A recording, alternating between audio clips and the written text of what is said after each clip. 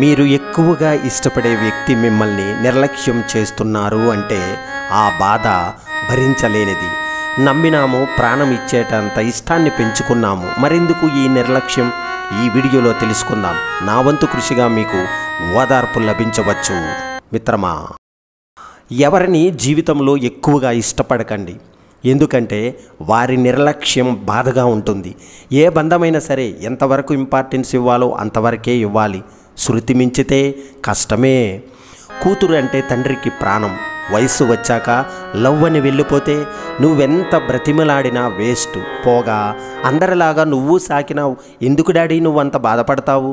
నా ఇష్టం, నా జీవితం. నిర్లక్ష్యాన్ని ఏ తండ్రి భరించగలడో మీరే చెప్పండి.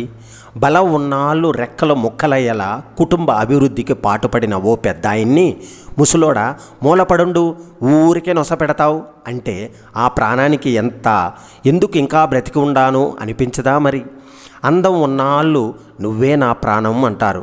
కొన్నాళ్ళు ప్రేమ తగ్గాక నిర్లక్ష్యం, నా బంగారం, నా వజ్రం ఇవన్నీ ఎక్కడికి వెళ్ళాయి? డబ్బు ఉన్నాళ్ళు మరి కొంతమంది నువ్వు నాకన్నీ అని ప్రేమ వలకబోస్తారు. డబ్బు లేకున్నా, సంపాదన పోయినా, నిన్ను నమ్ముకున్న చూడు అంతా నా కర్మ అనేవాళ్ళు లేకపోలేదు. ఎందుకు నిర్లక్ష్యం అని అడగలేము. అవసరం అలాంటిది. మరి ఏం చేద్దాం? చదువు అంటే నిర్లక్ష్యం, డబ్బంటే పొదుపు చేయరు. ఉన్న అవకాశాలను ఉపయోగించుకుని జీవితంలో అభివృద్ధి చెందితే ఎవరు నిర్లక్ష్యం చూపినా పట్టించుకోని అవసరం లేదు. మరి ఇది ఎవరు గుర్తించరో? భార్యను మొదటలో ఎంత బాగా చూసుకునేవాడో ఇప్పుడు ఏమి మాయో తెలియదు. వేలకు రాడు, మల్లెపూలు తీసుకురాడు, ఓ తీపి లేదు, చేదు లేదు, ఒగురు లేదు. ఏ మగడో ఎందుకు నిర్లక్ష్యం అని వాళ్ళు అనకపోలేదు. ఎవరైతే మిమ్మల్ని నిర్లక్ష్యం చేశారో వారితో మాట్లాడండి. విషయాలు సానుకూలంగా మారవచ్చు లేదా వారి నుండి బయటపడవచ్చు. మీరు నిజంగా ఏమి చేస్తున్నారో లేదా కోరుకుంటున్నారో దానిపై దృష్టి పెట్టండి. కాలం దీర్ఘకాలంలో జీవితంపై భిన్నమైన అవగాహనలను ఇస్తుంది. దేనిపైన దృష్టి పెట్టలేకపోతున్నారా? ఉల్లాసమైన వైఖరి తగ్గిందా? సరిగ్గా నిద్ర పట్టడం లేదా? సరిగ్గా తినలేకపోతున్నా? మరియు పూర్తిగా కలత చెంది పూర్తిగా నిర్లక్ష్యం చేయబడుతున్నారా? అనే నిర్లక్ష్యం అనే భావన బాగా కృంగతీస్తుంది. ప్రపంచంలో నా కోసం ఎవరూ లేరనే బాధ వద్దు. మీరు మీ భావాలను ఆ వ్యక్తికి తెలియజేయడానికి ప్రయత్నించవచ్చు మరియు వారి ప్రవర్తన మిమ్మల్ని ఎలా ప్రభావితం చేస్తుందో వ్యక్తపరచవచ్చు. నిర్లక్ష్యం కొనసాగితే స్నేహితులు, కుటుంబ సభ్యులు లేదా ప్రొఫెషనల్ కౌన్సిలర్ నుండి మద్దతు పొందడం చాలా అవసరం. అంతేగాని బాధపడాల్సిన అవసరం లేదు. చిన్న చిన్న గొడవలు వస్తే బంధాలు తెగిపోవు. అలా గొడవలు వచ్చినప్పుడు మనం ఎదుట వారు మనపై చూపించే వైఖరిని బట్టి మన బంధం యొక్క పటుత్వం ఆధారపడుతుంది. ఇద్దరి మధ్య గొడవలు వచ్చినప్పుడు అందులో ఒకరు తగ్గాలి. 10 నిమిషాలు అలారం సెట్ చేయండి. కళ్ళు మూసుకోండి, గట్టిగా ఊపిరి తీసుకోండి. 10 నిమిషాల పాటు హృదయం నుండి మాట్లాడండి. రాత్రి తిరిగి నిద్రపోయే ముందు కూడా ఇదే అనుసరించండి. ఆశ్చర్యకరంగా కొత్త ప్రదేశానికి వెళ్ళండి. ఆ స్థానంలో కొత్త వ్యక్తులు అన్ని సమస్యల నుండి చాలా వేగంగా మరియు సులభంగా బయటకు వచ్చేలా చేస్తారు. ఆ సమయంలో ఉన్న నిజమైన స్నేహితులను మర్చిపోలేం. ప్రతి విషయంలోనూ వారికంటే మెరుగ్గా ఉండి సమస్యలు పోయినట్లు మీకు అనిపించినట్లు రిలాక్స్ అవ్వండి. వ్యక్తికి ప్రశాంతంగా ఉండటానికి సమయం ఇవ్వండి. వారు తమ దుఃఖాన్ని గుర్తించి వారు తప్పు చేస్తున్నారని మరియు వారు మిమ్మల్ని ఎందుకు విస్మరిస్తున్నారని స్వయంగా వాళ్ళని గ్రహించనివ్వండి. అతిగా ఆలోచించడం, అతిగా స్పందించడం మానేయడం మంచిది. ఇది తాత్కాలికమైనది మరియు మీ పట్ల వారి వైఖరి కూడా త్వరలోనే మారిపోతుందని మిమ్మల్ని మీరు విశ్వసించండి, నమ్మండి. ప్రశాంతంగా ఉండండి, ధ్యానం చేయండి మరియు మీరు అనుకున్న విషయాలపై సమయాన్ని వెచ్చించండి. మిమ్మల్ని మీరు మెరుగుపరుచుకోండి, కొత్త నైపుణ్యాలను నేర్చుకోండి. ఓపిక చాలా విలువైనది. అది ఎంత ఉంటే జీవితంలో అంత నేర్చుకుంటావు, అంత పైకి ఎదుగుతావు. కష్టమైన ఎప్పుడు ధర్మం వైపు నిలబడు, దేవుడు ఎప్పుడు నీ వైపు నిలబడతాడు. రక్త సంబంధీకులు మధ్యలో వదిలేస్తుంటే ఇక మధ్యలో వచ్చిన బంధాలు వదిలేయడంలో వింతేముంది? ఇలాంటి బంధాలలో ఉండడం కంటే ఒంటరిగా ఉండటం మేలు. చిన్న చిన్న మాటల వల్ల మనస్పర్ధలు వస్తే ఆ మాటలను వదిలేయాలి, కానీ ఆ మనిషిని వదిలేయకూడదు. ప్రేమించే అమ్మాయి కన్నీళ్లు తుడిచేవాడు కాదు, అసలు కన్నీళ్లు రాకుండా చూసుకునేవాడే నిజమైన ప్రేమికుడు. స్వచ్ఛత లేని స్నేహాలను, విలువ ఇవ్వని బంధాలకు, బాధ్యత లేని అనుబంధాలకు మౌనంగా దూరంగా ఉండటం ఎంతో మంచిది. తనకు తానే మర్చిపోయి తన భర్తే జీవితం, తన జీవితం అనుకుంటూ, భర్త ఆనందమే తన ఆనందం అనుకుంటూ తన సరదాలన్నింటినీ వదులుకునేదే భార్య కాదంటారా మిత్రమా? ఈ రోజుల్లో మాయ మాటలకు ఉన్న విలువ మంచి మాటలకు లేదు. నటించే మనసులకు మన విలువ ప్రేమించే మనసులకు లేదు. నమ్మడానికి కష్టంగా ఉన్నా ఇది పచ్చి నిజం. భార్య మనస్సు నెరిగి భర్త ప్రవర్తించినప్పుడే వారి దాంపత్యం సంతోషాలతో నిండిపోతుంది.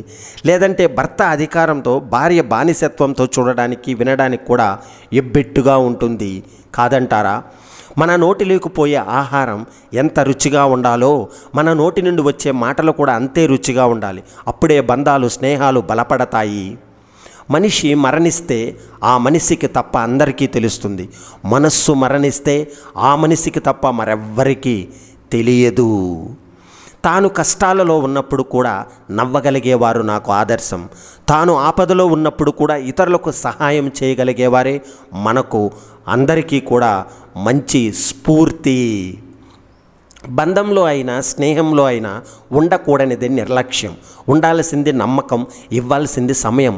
ఒకరి జీవితంలో మనం ఎంత ముఖ్యమనేది వాళ్ళ మనకి ఇచ్చిన సమయాన్ని బట్టి, మాటల తీరును బట్టి తెలుస్తుంది.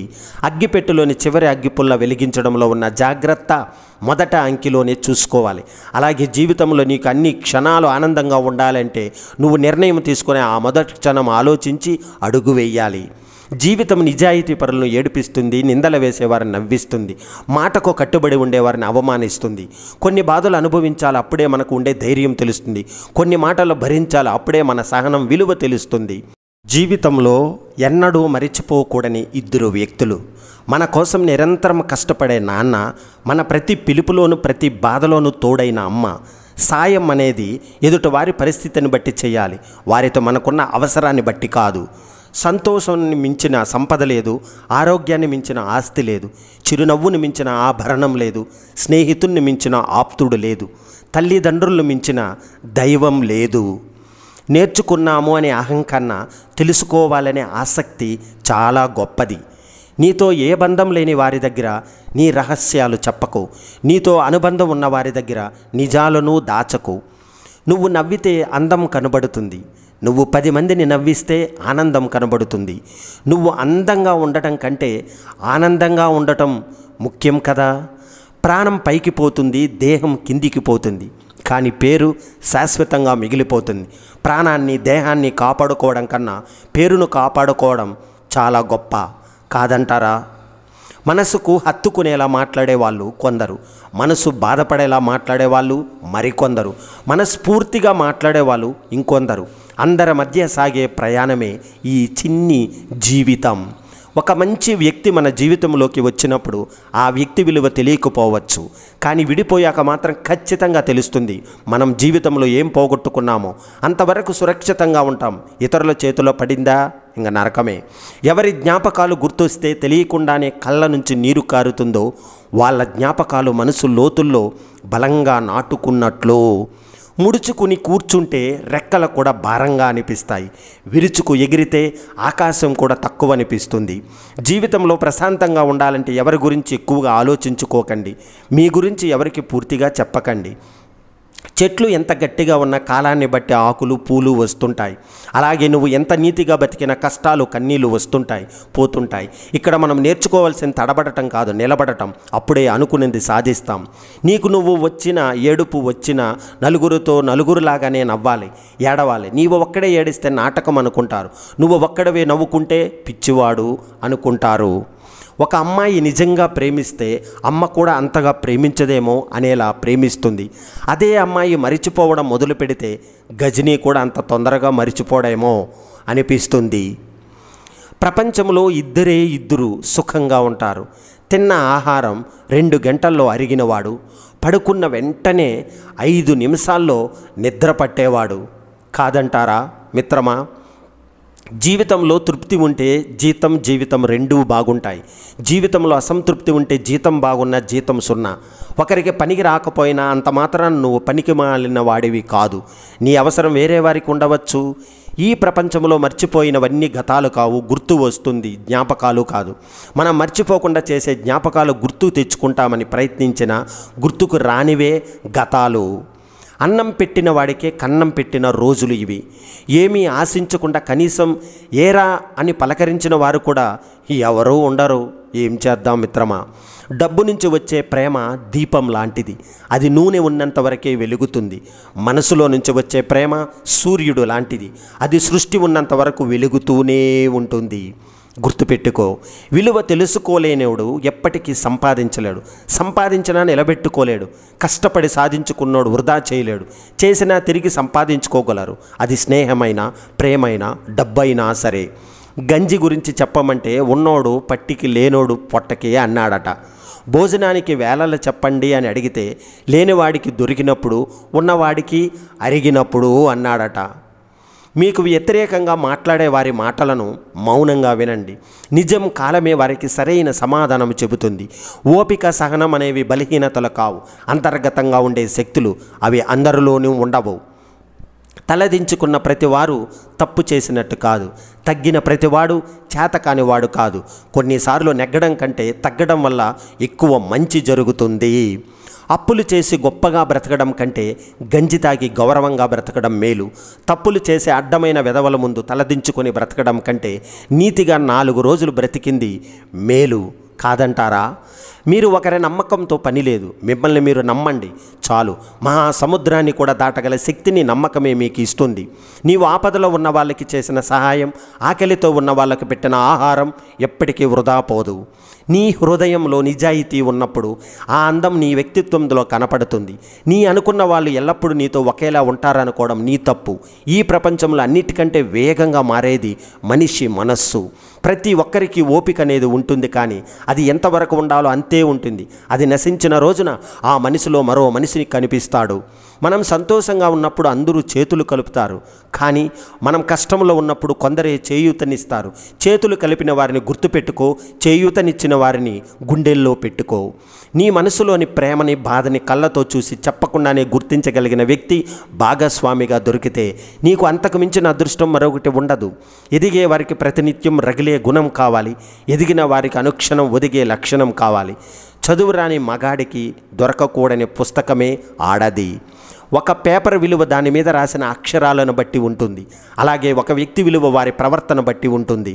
మీలో ఈ 3 గుణాలను చూడగలిగిన వాడు నమ్మండి. నీ చిరునవ్వు వెనుక ఉన్న దుఃఖం, నీ కోపం వెనుక ఉన్న ప్రేమ, నీ మౌనం వెనుక ఉన్న కారణం. ఈరోజు వచ్చే రేపు పోయే ధనం కోసం ఆశపడకు. లైఫ్ లాంగ్ తోడుండే బంధాన్ని వదులుకోకు. ఒక మార్గంలో ఉన్న వంపు ఆ మార్గాన్ని ముగింపు కాదు. మీరు ఆ మలుపు తిరగకపోతే తప్పు. మీ లైఫ్లోనే కష్టం కూడా అంతే. ఆ కష్టం అనే మలుపు మీరు తిరగగలిగితే మీ లైఫ్ ఆనందమయం అవుతుంది. మిత్రమా, గుర్తుపెట్టుకో, నీ మీద నీకు నమ్మకం పెరగాలంటే అంతరాత్మ జవాబుదారీగా ఉండాలి. నీ మీద ఇతరులకు నమ్మకం పెరగాలంటే నీ తప్పులు నువ్వే బాధ్యత వహించాలి. నువ్వు ప్రతీకారం కోసం ఏమీ చేయకు, కాలమే సమాధానం చెబుతుంది. ఆ పైవాడు కొట్టే దెబ్బ భయంకరంగా ఉంటుంది. మిత్రమా, సాధ్యమైనంత వరకు ఇతరులకు మంచి చేయడానికి ప్రయత్నించు. నీవు చేసిన మంచి నీవు కష్టాల్లో ఉన్నప్పుడు తప్పకుండా నిన్ను చేరుతుంది. అర్థం లేని మాటల కంటే అర్థవంతమైన మౌనం మంచిది. నీకు వచ్చే కోపం అనేది ఒక చేతకానితనం. నీవు ఏమి చెప్పలేని, చెయ్యలేని స్థితిలో ఉన్నప్పుడు ఈజీగా వచ్చే ఒక ఆయుధం. ఆ కోపం వలన బంధాలు దూరం అవ్వడం తప్ప దాని వలన ఉపయోగం ఏమీ లేదు. మనీకి విలువ ఇచ్చేవాడి దగ్గర మానవత్వం గురించి మాట్లాడకు. మానవత్వానికి విలువ ఇచ్చేవాడి దగ్గర మనీ గురించి మాట్లాడకు. నీ కష్టం చెప్పవద్దు, నీ సంతోషం దాచవద్దు. ఒక మనిషి ఎదుగుతుంటే చేయూతనిద్దాం. ఎందుకంటే అతను ఎదిగితే 10 మందికి ఆసరాగా ఉంటాడు. ఒక వ్యక్తి పడిపోతుంటే పట్టుకుందాం. ఎందుకంటే అతనిపై ఆధారపడ్డవారు కష్టాలు పాలవుతారు కదా. స్త్రీ యొక్క అందాన్ని చూసి పెళ్లి చేసుకోవడం అంటే ఇంటికి వేసిన రంగులు చూసి ఇల్లు కొనుక్కోవడమే. మీరు ఎవరికైనా సహాయం చేస్తే మరిచిపోండి. మీరు ఎవరైనా సహాయమైనా పొందితే గుర్తించుకోండి. నచ్చినప్పుడు ఒక విధంగా, నచ్చనప్పుడు మరో విధంగా ఉండేవాడికి బంధాలు, అనుబంధాల విలువ తెలియదు. అలాంటి వాటితో ముడిపడిన బంధం కన్నీళ్లు మాత్రమే కానుకగా ఇస్తుంది. మిత్రమా, నీవు ఆపదలో ఉన్న వాళ్ళకి చేసిన సహాయం, ఆకలితో ఉన్న వాళ్ళకి పెట్టిన ఆహారం ఎప్పటికీ వృధాగా పోదు. ఏదో ఒకనాడు తెగిపోతుందని తెలుసు కూడా తెంచుకోలేనంతగా బంధాలను పెంచుకోవడమే మనిషికి ఉండే అతిపెద్ద బలహీనత. మన మనసు బాధపడడానికి పెద్ద పెద్ద విషయాలు అవసరం లేదు. మన అనుకునేవారు అనే ఒక్క మాట చాలు. ఈ రోజుల్లో ఎవరికి ఎవరు ఏమీ కారు. నీతో లాభం ఉన్నంతవరకు ఏ రిలేషన్ అయినా, ఒక్కసారి నీతో లాభం లేదని తెలిస్తే ఇక అంతే.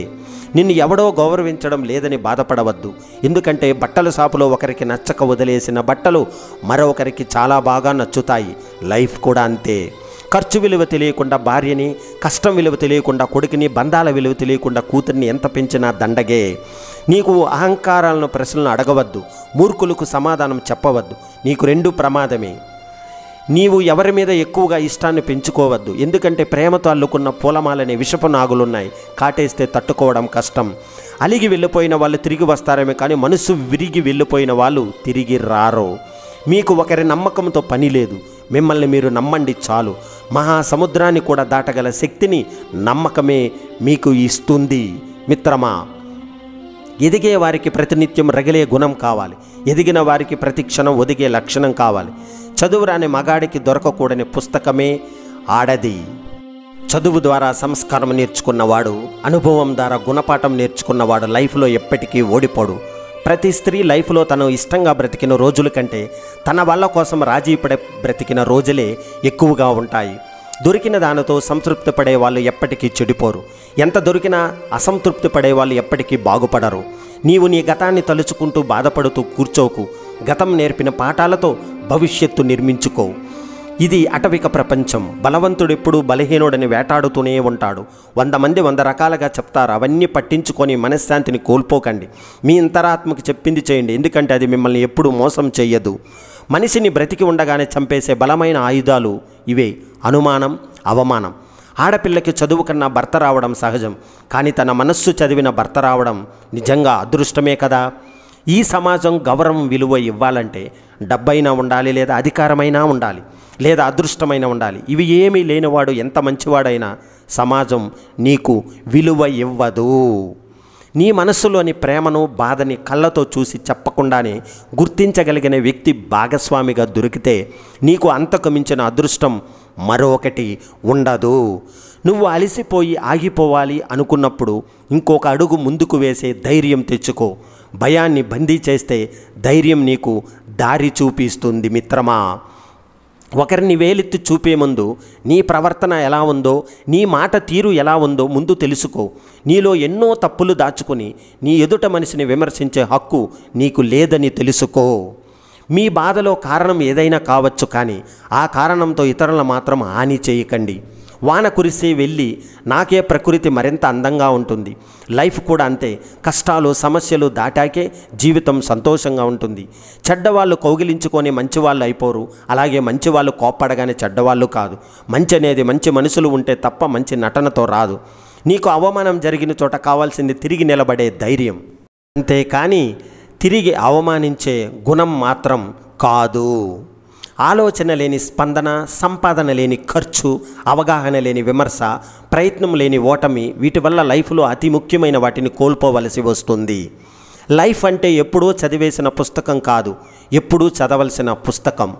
మిత్రులారా, జై హింద్, వందే మాతరం.